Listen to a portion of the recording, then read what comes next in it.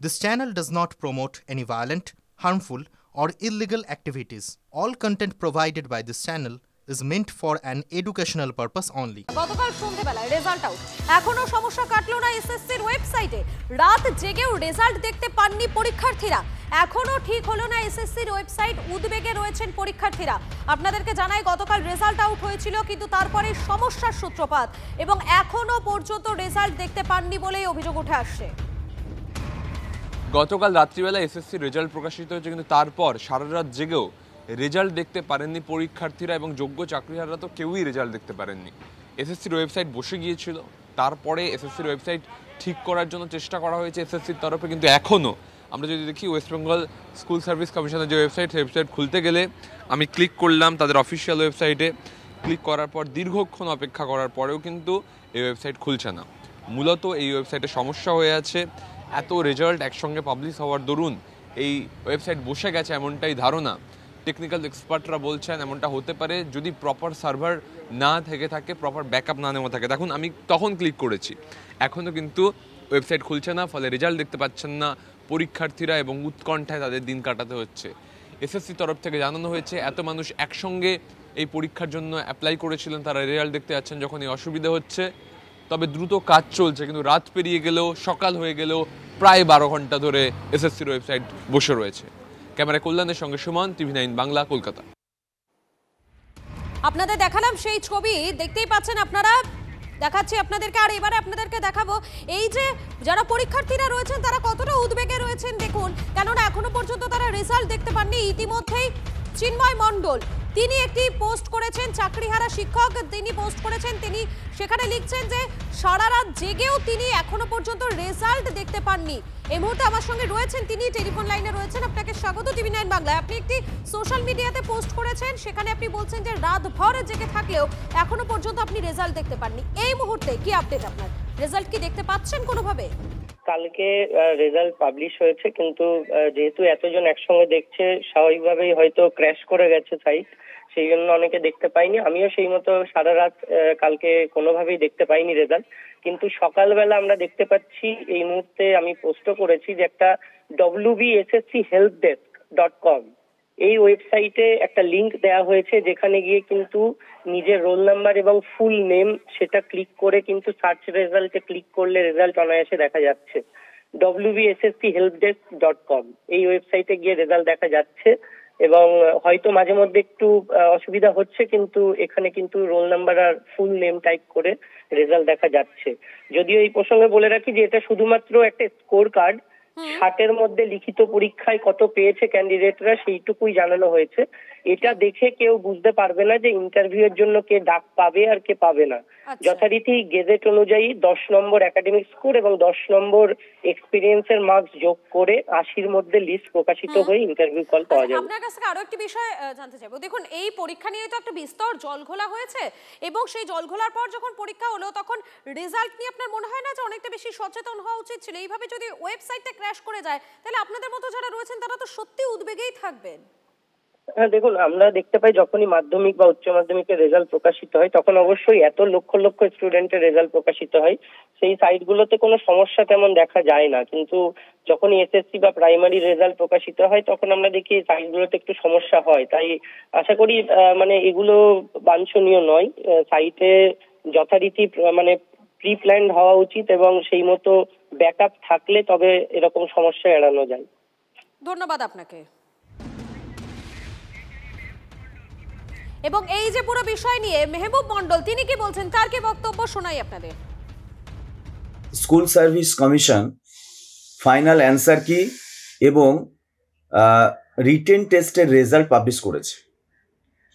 সেক্ষেত্রে আপনারা সকলেই জানেন যে আমরা বলেইছি যে প্রচুর সার্ভারের প্রবলেম ছিল, এখনো পর্যন্ত অনেকে দেখতে পেয়েছে অনেকে পায়নি। তো দুটো প্রবলেমের কথা আমরা বলছি, জানাচ্ছি, বা সেটা স্কুল সার্ভিস কমিশনকেও আমরা জানিয়েছি। আপনারা শুনলেন তিনি ঠিক কি বলেছেন, তার বক্তব্য আপনাদেরকে শোনালাম। এবং দেখুন এই যে পরীক্ষা, সেই পরীক্ষা নিয়ে একটা বিস্তর জলঘোলা হয়েছে। অবশেষে পরীক্ষা হয়, পরীক্ষার পর রেজাল্ট আউটের কথাও জানানো হয়, কিন্তু সেই রেজাল্ট আউটের ক্ষেত্রেও আমরা দেখেছিলাম একটা দীর্ঘ সময় ডিলে হয়েছিল, দেরি হয়েছিল। একটা দীর্ঘ সময় দেরি হওয়ার পর অবশেষে গতকাল রাত্রে রেজাল্ট আউট হয়েছিল।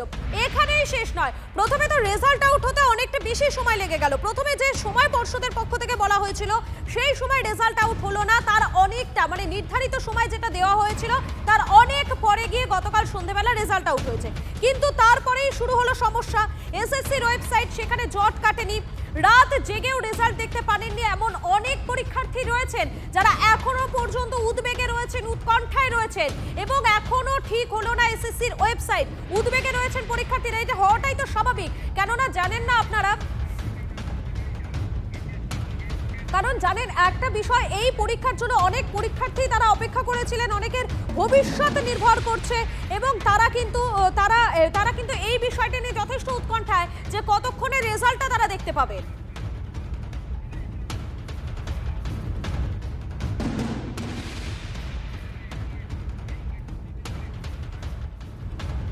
যেমনটা আপনাদেরকে বলছিলাম যে এই পরীক্ষা 2016-র এই এসএসসির পরীক্ষা, যে পরীক্ষা নিয়ে একটা বিস্তর জল খোলা হয়েছে, একটা বিস্তর জল খোলার পর কিন্তু আমরা দেখতে পেয়েছি এই পরীক্ষা অবশেষে হয় এবং এই পরীক্ষা হওয়ার পর শুরু হয়েছিল, প্রশ্নটা উঠছিল যে রেজাল্ট কবে বেরোবে। সেই রেজাল্ট বেরোবে গতকাল এমনটাই একটা বিজ্ঞপ্তি দিয়ে জানানো হয়েছিল এবং সেই বিজ্ঞপ্তি দিয়ে জানানোর পর এটাও বলা হয়েছিল একটা নির্দিষ্ট সময় দিয়ে দেওয়া হয়েছিল, সেই সময় রেজাল্ট আউট হবে বলে জানানো হয়েছিল। কিন্তু সেই নির্দিষ্ট সময় বা নির্ধারিত সময় যেটা পর্ষদের পক্ষ থেকে বলা হয়েছিল সেই সময় রেজাল্ট না বেরিয়ে তার অনেকটা পরে গতকাল সন্ধ্যাবেলা রেজাল্ট আউট হয়। আর রেজাল্ট আউট হওয়ার পরেও কিন্তু একাধিক সমস্যার মুখে পড়তে হয়েছিল যারা রয়েছেন পরীক্ষার্থীরা তাদের।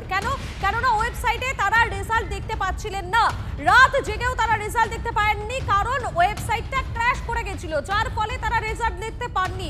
এমন অনেক পরীক্ষার্থী রয়েছেন যারা এখনো পর্যন্ত রেজাল্ট দেখতে পাননি, যার ফলে কিন্তু উদ্বেগে রয়েছেন পরীক্ষার্থীরা। স্বাভাবিকভাবেই যে পরীক্ষা নিয়ে এতটা বিস্তর জল খোলা, সেই পরীক্ষা অবশেষে তারা দিতে পেরেছিলেন, সেই পরীক্ষার রেজাল্ট হওয়া কখন বেরোবে সেটা যখন প্রশ্ন উঠছিল, রেজাল্ট বেরোনোর পরেও যখন রেজাল্ট না দেখতে পেলেন তাদের মধ্যে চিন্তাটা তো খুব স্বাভাবিক।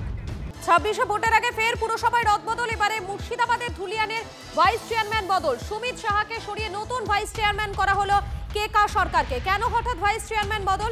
পুরসভায় রদবদল নিয়ে ধুলিয়ানে জল্পনা তুঙ্গে। এবার ফালাকাটা পুরসভার চেয়ারম্যান ও ভাইস চেয়ারম্যানকে পদত্যাগের নির্দেশ দলের। দলীয় নির্দেশ মেনে মহকুমা শাসকের কাছে পদত্যাগপত্র জমা দিয়েছেন প্রদীপ মুহুরী ও জয়ন্ত অধিকারী। পদত্যাগপত্র পেয়েছেন বলে জানিয়েছেন মহকুমা শাসক দেবব্রত রায়।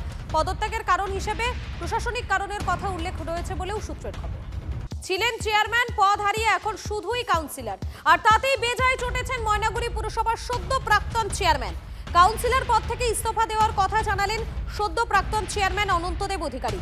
বৃহস্পতিবার জলপাইগুড়ির তৃণমূল পরিচালিত 3টি পুরসভায় চেয়ারম্যান ও ভাইস চেয়ারম্যান পদে ব্যাপক রদবদল হয়। ময়নাগুড়ি পুরসভার চেয়ারম্যান পদ থেকে অনন্তদেব অধিকারীকে সরিয়ে দিয়ে মনোজ রায়কে চেয়ারম্যান করা হয়। এই ঘোষণার 24 ঘন্টা কাটতে না কাটতেই কাউন্সিলর পদ ছাড়ার সিদ্ধান্ত অনন্তদেব অধিকারী।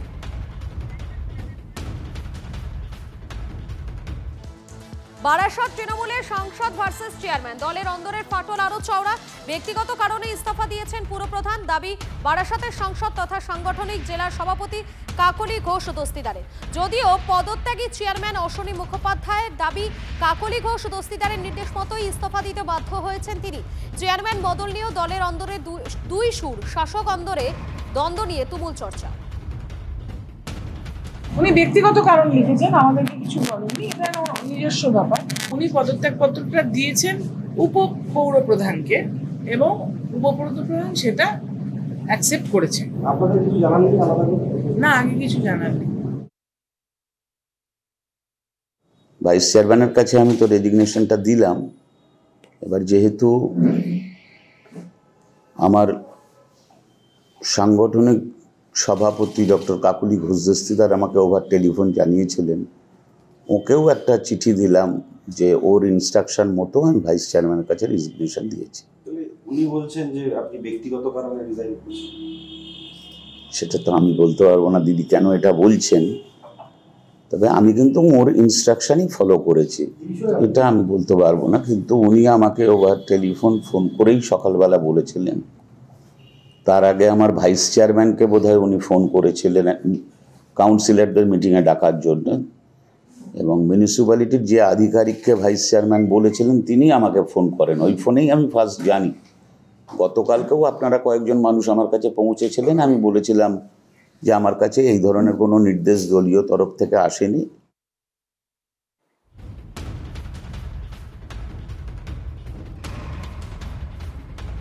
আমরা এই বিষয় নিয়ে কথা বলেছিলাম তৃণমূলের পক্ষ থেকে তন্ময় ঘোষের সঙ্গে, তিনি কি বলেছেন তার কি বক্তব্য শোনাই। দলীয় অন্তর্ভাবের কোনো জায়গা নেই, কোন দলের কোনো জায়গা নেই। আমরা যাতে 2026 আরো ভালো আসন নিয়ে ক্ষমতায় আসতে পারি তার জন্য এই সমস্ত কিছু দলগতভাবে সিদ্ধান্ত নিয়েই করা হচ্ছে। এই বিষয়ে আমরা কথা বলেছিলাম বিজেপি নেতা সজল ঘোষের সঙ্গেও, তিনি কি বলেছেন শোনাবো আপনাদের। এই নির্বাচনের মুখে পাল্টাচ্ছেন মানে স্বীকার করছেন এই লোকগুলো ব্যর্থ, আর এই ব্যর্থতার দায় এই সরকারকেই নিতে হবে। এই ব্যর্থতার দায় তো এই সরকারকেই নিতে হবে। তাহলে পৌরমন্ত্রী যিনি আছেন তিনিও পদত্যাগ করুন। মানে দুটো ক্ষেত্রেই দেখছি ববিদা কাটছে এই সর্বনাশ।